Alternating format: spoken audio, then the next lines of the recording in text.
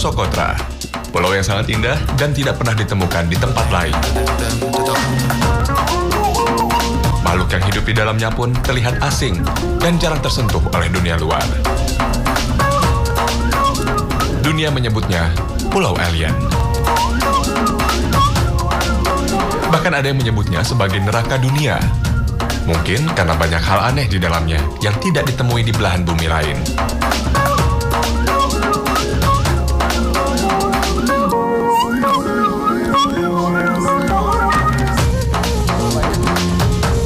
Pulau yang dianugerahi UNESCO sebagai warisan dunia inilah yang kemudian disebut-sebut sebagai tempat paling pelik di muka bumi. Pulau Socotra, yang berarti Pulau Kebahagiaan, terletak di Lautan Hindia, sekitar 80 km dari tanduk Afrika dan sekitar 350 km di luar semenanjung Arabia, masuk dalam wilayah negara Yaman, dan merupakan dunia asing bagi penduduk Yaman sendiri. Penduduk yang berjumlah sekitar 40.000 jiwa di sini menggunakan bahasa tersendiri, yaitu bahasa Sokotri. Menurut penelitian, Pulau Socotra merupakan pulau yang terbentuk sejak jutaan tahun silam dengan bentuk asli seperti ini, tak terusik oleh gerakan geologi dari wilayah bumi lainnya. Karena itulah, makhluk hidup yang ada di pulau ini bersifat endemik, tidak ditemui di belahan bumi lain. Karena keunikan tempat inilah, pemerintah Yaman sengaja tidak banyak mempromosikan kepada dunia sebagai tempat wisata untuk menjaga keaslian alamnya. Karena keunikan dan keistimewaan pulau ini pula memunculkan pendapat, di pulau inilah Dajjal dikurung.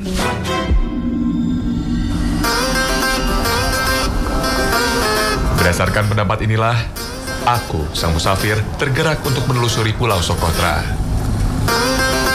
Jadi untuk ke Socotra, ternyata harus dari lembah Dauan Hadramut, aku bergerak ke kota Mukalla, ibu kota provinsi Hadramut. 50, 30, 20, 10, 5. Setelah 2 jam lebih dari Mukalla, aku tiba di Bandara Pulau Socotra. Hello Indonesia, welcome to Socotra.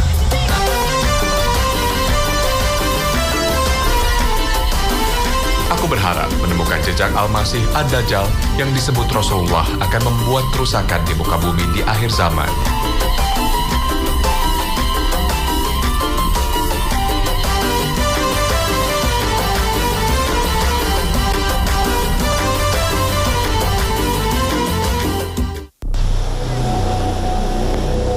Di Pulau Socotra, aku merasakan keanehan dan keunikan pulau.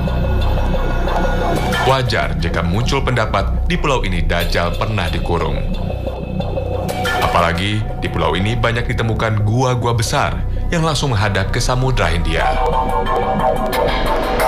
Topografi ini mirip dengan kisah seorang Nasrani, Tamim Ad-Dari, bersama 30 temannya berlayar dan terombang-ambing ombak di lautan selama 1 bulan hingga terdampar di sebuah pulau dan bertemu dengan hewan aneh bernama Jasasa. Hewan itu menunjukkan tempat dikurungnya Dajjal di pulau itu.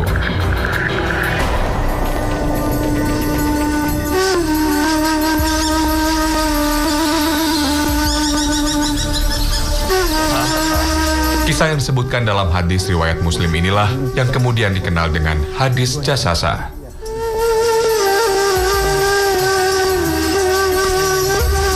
Bang Ahmad, pertemuan antara Tamim Ad-Dari dengan Dajjal ada yang menyebutkan terjadi di Pulau Socotra. Apa sebenarnya alasannya, Bang? Mas Tommy, boleh jadi mereka memiliki keyakinan seperti itu. Dan ini bisa kita sama-sama lihat dalam hadis Rasulullah SAW, bahwa Rasulullah SAW mengatakan di dalam hadis itu ada 3 hal. Mari kita simak sama-sama ya. Yang pertama, Tamim Ad-Dari ini adalah orang Nasrani. Coba kita lihat Mas Tommy, bahwa orang-orang yang beragama Nasrani itu tidak ada di kota Mekah, tidak ada juga di kota Madinah, tidak ada di kedua kota suci itu. Nah, orang-orang Nasrani itu adanya di negeri sebelah utara Jazirah Arab, yaitu negeri Syam. Berarti bisa kita katakan bahwa Tamim Ad-Dari ini adalah orang yang berasal dari keturunan Arab dan beragama Nasrani, bertempat tinggal di negeri Syam. Nah, kemudian yang kedua, ketika suatu hari Tamim Ad-Dari bersama dengan ke-30 kawannya yang beragama Nasrani yang juga berasal dari negeri Syam ini, mereka mulai berlayar dan terombang-ambing ombak selama lamanya 30 hari. Maka masuk akal, Mas Tommy. Perjalanan Tamim Ad-Dari bersama dengan kawan-kawannya ini dimulai dari negeri Syam yang akhirnya sampai ke Pulau Sokotra ini. Nah, kenapa demikian? Karena jarak antara negeri Syam sampai ke Sokotra itu sangat jauh. Sampai akhirnya mereka membutuhkan waktu selama 30 hari. Mas Tommy, lihatlah dari hadis lagi. Rasulullah mengatakan bahwa ketika Tamim Ad-Dari terdampar dan memasuki sebuah pulau, Tamim Ad-Dari berjumpa dengan seekor binatang. Yang di dalam hadis dikatakan binatang ini bernama Jassasah. Binatang Jassasah ini bulunya lebat sekali.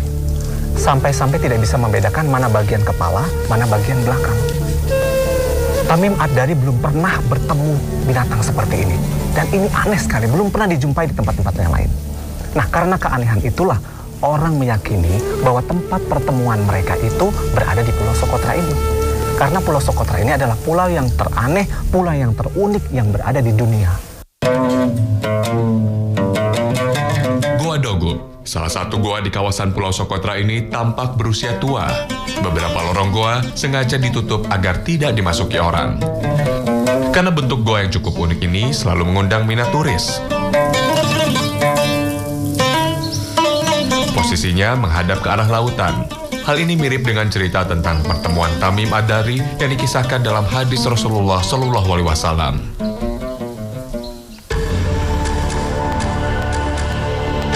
Maka, pendapat bahwa di salah satu goa di Sokotra ini diyakini sebagai tempat dikurungnya Dajjal cukup beralasan. Apalagi secara geografis, letak Pulau Sokotra juga memungkinkan sesuai dengan hadis Jassasah yang terletak di perairan Yaman. Namun begitu, tetap saja tidak bisa dipastikan akan kebenarannya. Karena kisah-kisah tentang Dajjal seperti yang disebutkan sejumlah hadis masih perlu dikaji dan dipahami lebih mendalam.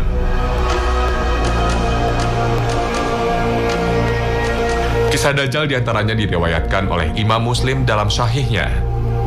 Pada suatu pagi, Rasulullah SAW menyebut Dajjal dengan suara lirih dan kadang keras,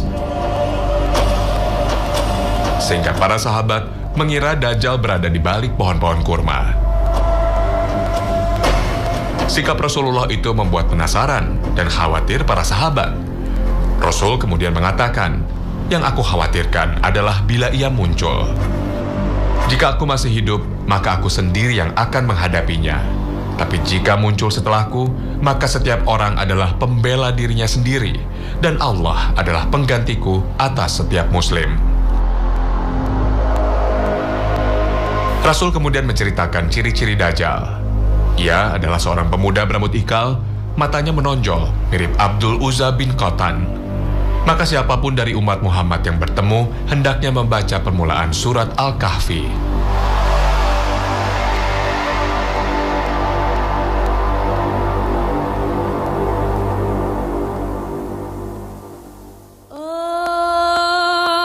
Dalam hadis ini Rasulullah SAW menyebut akan asal kemunculannya. Dajjal akan muncul di antara Syam dan Irak, lalu banyak membuat kerusakan di mana-mana. Maka Rasul berwasiat agar umatnya teguh memegang keimanan. Selama 40 hari Dajjal berada di bumi. Namun Rasulullah SAW menjelaskan, satu hari seperti setahun, satu hari seperti sebulan, satu hari seperti satu pekan, dan hari-hari lainnya seperti hari-hari biasa.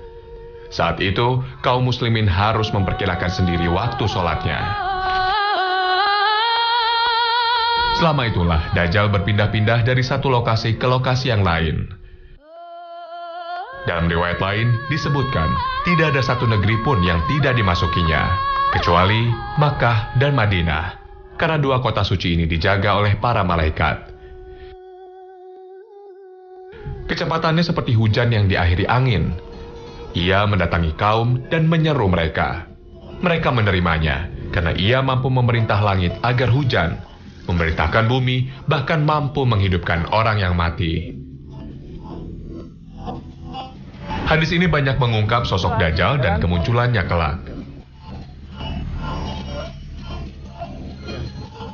Sementara, sosok Dajjal yang diriwayatkan oleh Fatimah tentang kisah pertemuan Tamim Ad-Dari disebut-sebut Rasulullah SAW sebagai penguat akan ucapan-ucapan Rasulullah yang lain tentang Dajjal. Bang Ahmad, setelah berkeliling di Pulau Socotra yang unik ini, saya tiba-tiba teringat dengan hadis Jasasah. Sebenarnya, apa isi lengkap dari hadis ini, Bang? Ya, Mas Tommy, hadis Jasasah itu seperti ini. Suatu hari, setelah Rasulullah SAW dan para sahabatnya sholat berjamaah, lalu beliau naik ke atas mimbar. Rasulullah SAW berkata kepada para sahabat, jangan kalian meninggalkan tempat kalian. Kalian tahu tidak kenapa aku kumpulkan kalian di tempat ini? Terus para sahabat menjawab, hanya Allah dan Rasulnya yang lebih mengetahui.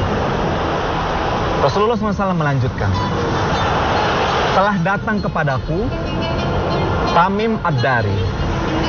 Ia adalah seorang yang beragama Nasrani dan telah menyatakan masuk Islam. Dia menceritakan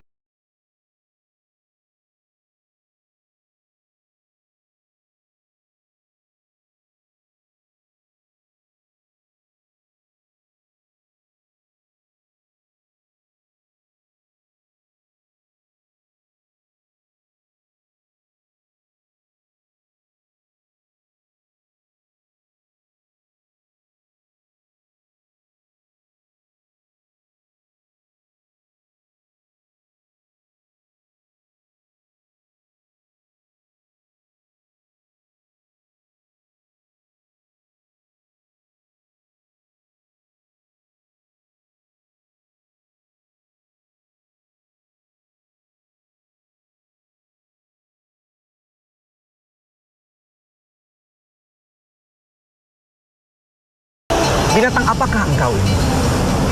Binatang menjawab, saya adalah Jasasah. Yang kemudian Mas Tommy, hadis ini dinamakan dengan hadis Jasasah. Binatang Jasasah ini kemudian melanjutkan, pergilah kalian ke tempat gua itu, karena di sana kalian sudah ditunggu oleh seseorang. Maka mereka langsung menuju ke tempat gua itu. Dan setibanya di sana, mereka bertemu dengan seorang laki-laki yang bertumbuh tinggi besar, Mas Tommy. Tangan dan kakinya itu terbelenggu oleh rantai besi yang sangat kuat. Seperti ini, Mas Tommy. Maka Tamim Ad-Dari bertanya kepada makhluk itu, siapakah Anda ini? Makhluk itu menjawab, sebenarnya kalian telah mengetahui cerita tentang aku. Makhluk itu bertanya,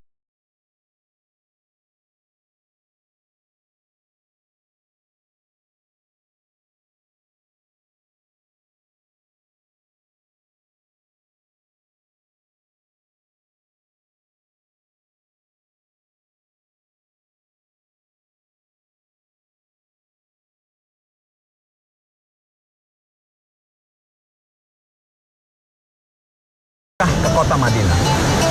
Apakah orang-orang Arab itu memeranginya? Dan bagaimana sikap Nabi itu? Tamim Ad-Dari menjawab, ya, Nabi itu terus mengembangkan dakwahnya dan ada yang menjadi pengikutnya. Makhluk besar itu kembali berkata, memang begitulah Nabi. Beruntung sekali mereka-mereka yang mengikutinya dan mengikuti ajarannya.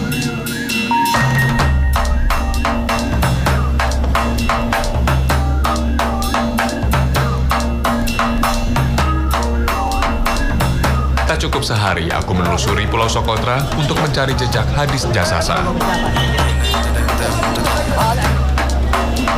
Dari satu lokasi ke lokasi lain, aku mencoba menelusuri jejak makhluk akhir zaman ini.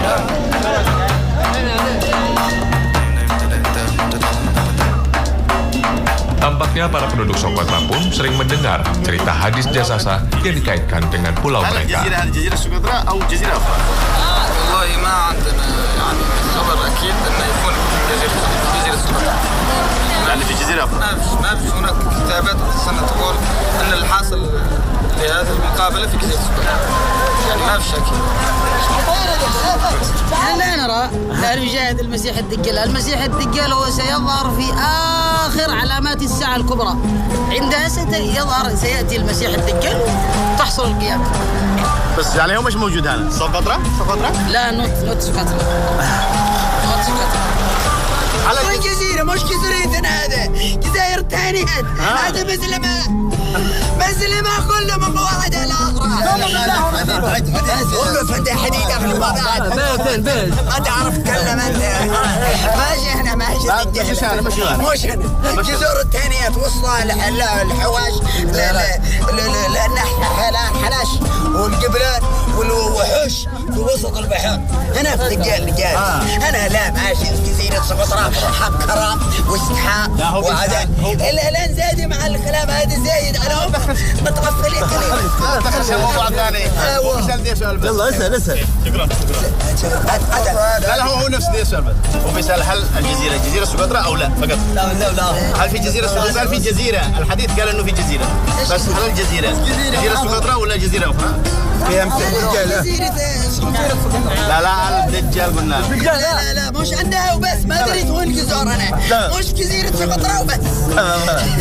مش عندنا بالجزر يا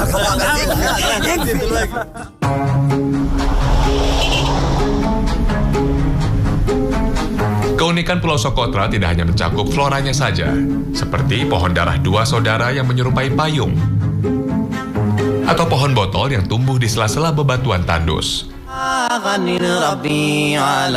Pulau yang sering disebut sebagai Pulau Alien ini juga memiliki beragam fauna endemik.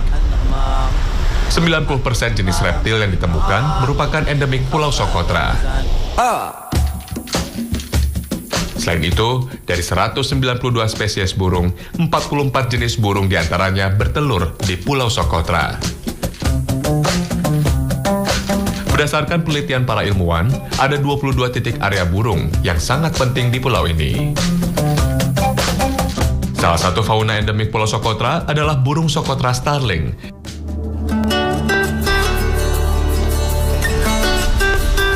Tak hanya di daratan saja, Laut Socotra juga menyimpan kekayaan hayati yang sangat unik.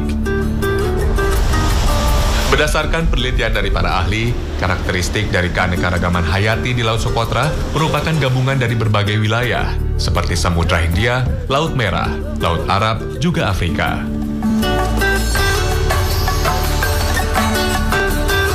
% jenis siput tidak ditemukan di tempat lain, termasuk sekitar 250 jenis terumbu karang, 700 jenis ikan, serta 300 jenis kepiting, udang, dan lobster.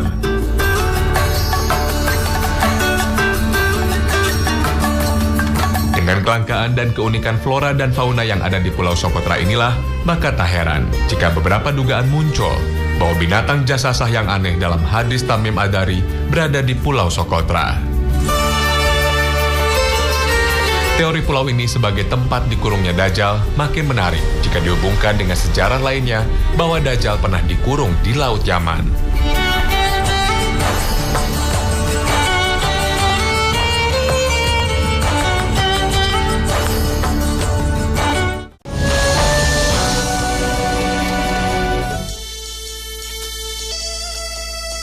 Terlepas dari benar tidaknya pendapat ini, sebagai umat Islam, aku, sang musafir, tetap meyakini akan kemunculan Dajjal di akhir zaman.